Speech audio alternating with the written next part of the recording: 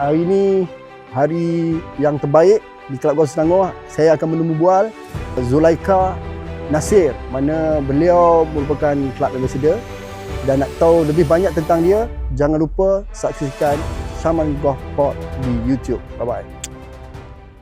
So I started when I was 7.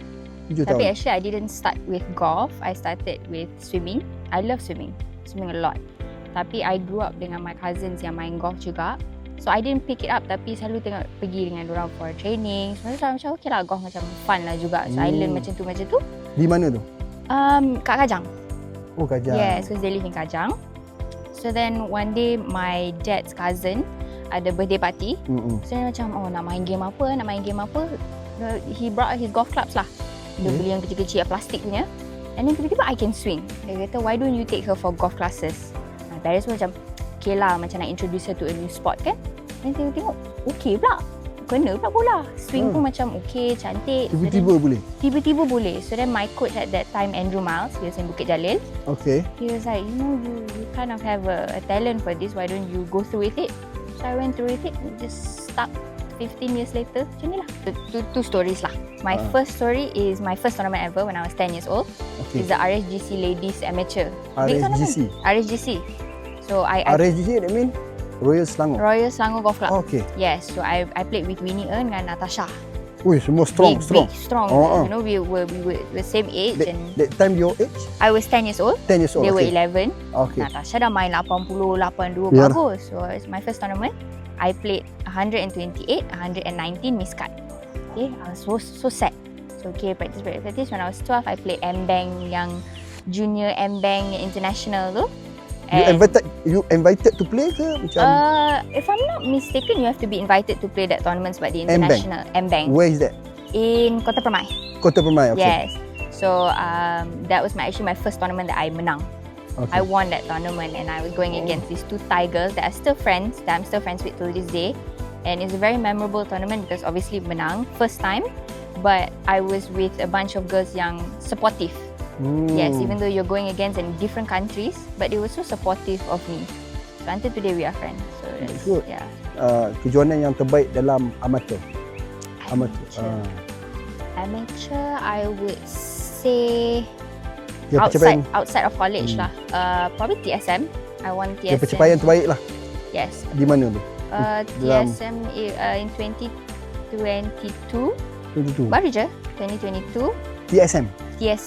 Tan Sri Muhyiddin Cup. Oh, Tan Sri Muhyiddin. Where? Di mana? In KLGCC. Okay. Yeah, so I came back from the States to play that tournament. Okay. And that was my last year playing TSM because it's under 21. Okay. And then, I didn't menang. It was such a great, I didn't think of it. It just came macam tu. So I was very happy. It's a quite big tournament juga lah. Sebelum balik main tournament tu, Zulaikah memang dekat state kan? Yes, I was in the States. I was in the States. So I came back for summer holiday. So since I was here main tournament tu, it was one of the best lah. I've had a few, but I would say that is the most memorable lah. Belajar di Amerika. Yes. Pengalaman dan kejohanan di sana macam mana? I would say because I studied there from 2019 to 2024, so 5 years because of COVID. Orang bagi extra year. So I would say it's very different because tempat pun lain, grass pun lain, greens pun lain, and then the atmosphere, wind, ada sejuk, ada panas. So I would say it's a very good experience because kalau macam you just stay in Asia, you're gonna get the same thing kan. Tapi kalau you keluar lah, I went to the States, it's a very different perspective.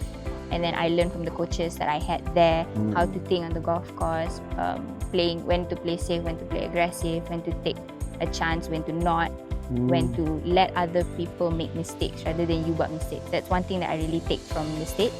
Wait for someone else to make mistakes. You don't make mistakes.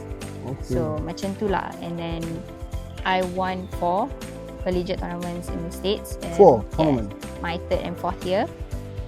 It took me a while to kind of adjust main dekat situ. So my 1st and 2nd year were not the best.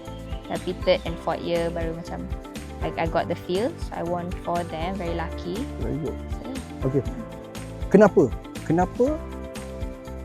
Zulaikah pilih untuk study in US? Banyak tempat dia kan. Kenapa you choose there? Kenapa? Well, one because of the education. Okay. Of course, universities there are really good. Of course, there's Australia, there's UK kan. Tapi US I would say is good for education and golf as well. Because all LPGA most LPGA players based in US, right? So I feel like the opportunity is bigger. And because I wanted to study mass comm and broadcasting journalism, so my university, so our communications center is the Dan Rather Communication Center. So he's quite a well-known person. So I chose that because I wanted to do the degree I was doing lah, mass comm. Club ambassador untuk Selangor. How do you get that? I would say is purely luck, to be honest, because I just came back from the States. I came back last year in May, and I came to support the Selangor Masters. I came to watch the Selangor Masters. And Last year, yes. Last year, okay. I came, so that was like the end of the year kan. Okay. So I came and then I met the GM, Jairo. I met a couple other people who were working at Seri Selangor semua, and then they knew a bit about my background. I sent my profile semua, then they were like, would you want to be our ambassador? And I said, of course, because Seri Selangor is a great golf club. It's a public golf course. Everyone's really nice here. I have a home ground which is challenging juga. So I said, yeah, I was very lucky. Okay.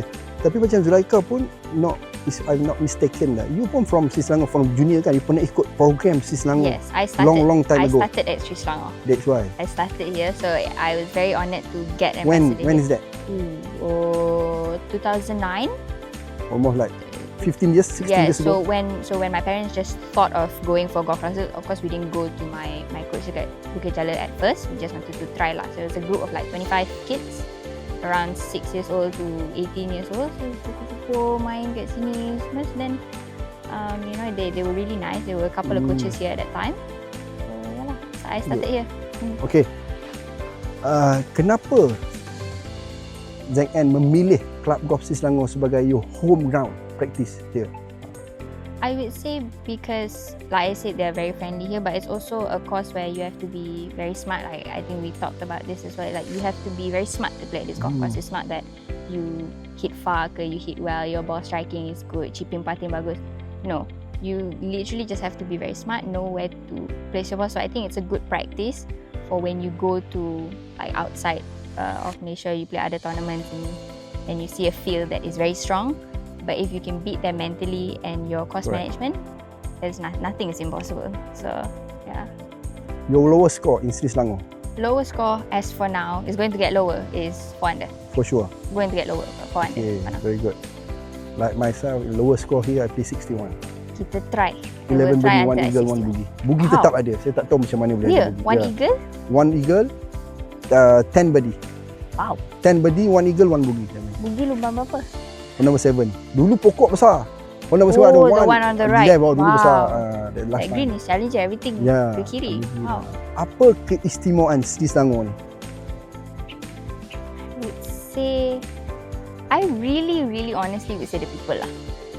I would say. Yeah. Because the golf course, of course, is beautiful. It's a private golf course. Everyone is nice. Tapi I would say what really makes it special and what makes me enjoy coming here every day is the people, staff, GM, everybody, course management people, everyone here is really nice.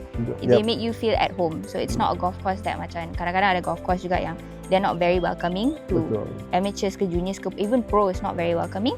Tapi here they don't care who you are. So it's just you're here to play golf, you're here to enjoy. So I really love the people here.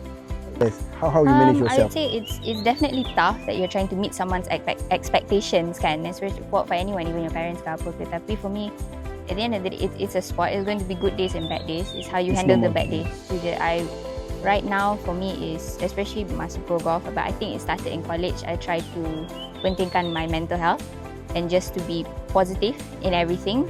There are going to be bad days. I know that. So when the day comes, it's how I kind of react to it. Kalau I main teruk, why? What was, maybe there's something other than my golf game that, because dulu when I would play bad, I would kind of self-demolish my self-worth, macam tak reti nak main golf, practice so hard tapi macam tu juga main. But then now I think of it macam, okay, maybe it's just not my day.